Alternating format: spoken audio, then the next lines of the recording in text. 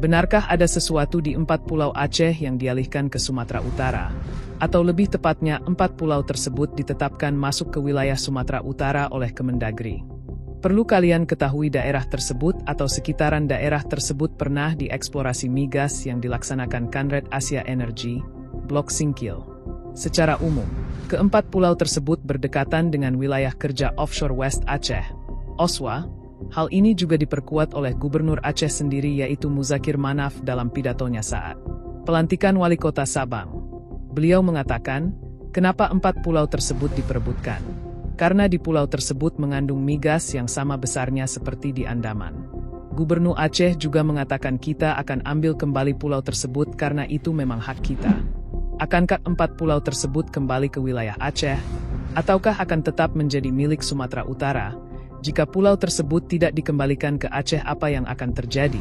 Seperti yang kita tahu, wilayah Aceh adalah wilayah perang, yang selalu bersambung dari masa ke masa.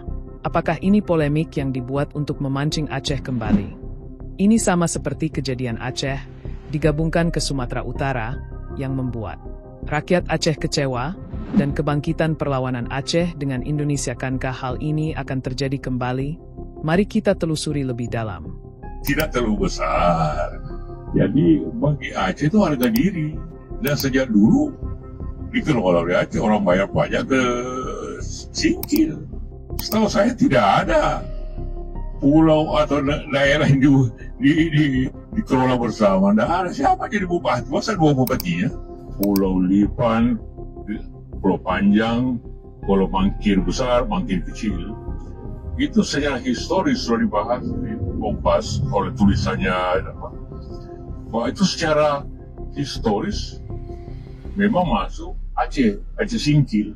Ini bukan masalah sepele, ini masalah yang sangat serius. Bahkan Prabowo turun tangan untuk menangani polemik 4 pulau Aceh tersebut. Wakil Ketua DPR Sufmi Dasko Ahmad mengungkapkan keputusan itu berdasarkan hasil komunikasi antara DPR dan Prabowo. Dasko mengatakan Prabowo segera memutuskan langkah terbaik untuk menyelesaikan hal tersebut.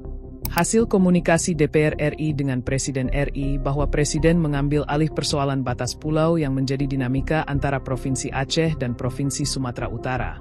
Kata Dasko kepada wartawan, Sabtu, 14 Mei 2025. Pada 14 Februari 2022, Kementerian Dalam Negeri, Kemendagri, melalui Surat Keputusan Nomor 050145 Tahun 2022 menetapkan 4 pulau yang sebelumnya menjadi bagian dari wilayah Aceh Singkil, Aceh, kini menjadi milik Kabupaten Tapanuli Tengah, Sumatera Utara. Keempat pulau tersebut adalah Pulau Panjang, Pulau Lipan, Pulau Mangkir Besar, dan Pulau Mangkir Kecil. Keputusan ini memicu polemik di kalangan masyarakat Aceh, khususnya di Aceh Singkil, yang merasa kehilangan wilayah yang secara historis dan administratif merupakan bagian dari mereka. 2. Sejarah dan status keempat pulau. Secara geografis, keempat pulau tersebut terletak di Kepulauan Pulau Banyak, Kabupaten Aceh Singkil. Namun secara administratif kini tercatat sebagai bagian dari Kabupaten Tapanuli Tengah, Sumatera Utara. Pemerintah Aceh telah berupaya mempertahankan status kepemilikan pulau-pulau tersebut dengan menyurati Kemendagri sebanyak 6 kali sejak Desember 2018 hingga April 2022, namun belum ada respons positif. 3. Reaksi masyarakat dan pemerintah Aceh. Masyarakat Aceh Singkil, bahkan seluruh rakyat Aceh, merasa keberatan dengan keputusan ini karena pulau-pulau tersebut digunakan sebagai tempat berlindung saat badai dan memiliki nilai sejarah serta budaya yang tinggi. Dewan Perwakilan Rakyat Aceh, DPRA, juga telah membentuk tim advokasi untuk memperjuangkan pengembalian status keempat pulau tersebut ke wilayah Aceh. 4. Potensi kebangkitan Gerakan Aceh Merdeka. Keputusan ini menimbulkan kekhawatiran bahwa Gerakan Aceh Merdeka, GAM, yang sempat berjuang untuk kemerdekaan Aceh pada masa lalu dapat bangkit kembali. Meskipun GAM telah berdamai dengan pemerintah Indonesia melalui MOU Helsinki pada 2005, isu-isu seperti ini dapat memicu sentimen di kalangan sebagian masyarakat Aceh. Kesimpulan, polemik mengenai status keempat pulau ini menunjukkan pentingnya komunikasi dan koordinasi antara pemerintah pusat dan daerah dalam menyelesaikan masalah batas wilayah. Penyelesaian yang adil dan transparan akan mencegah potensi ketegangan sosial dan politik yang dapat mengancam stabilitas nasional. Menurut kalian gimana? Apakah ini bisa diselesaikan dengan damai? Atau mungkin prediksi 2030 Indonesia akan bubar ini bakal bermula dari polemik 4 pulau ini?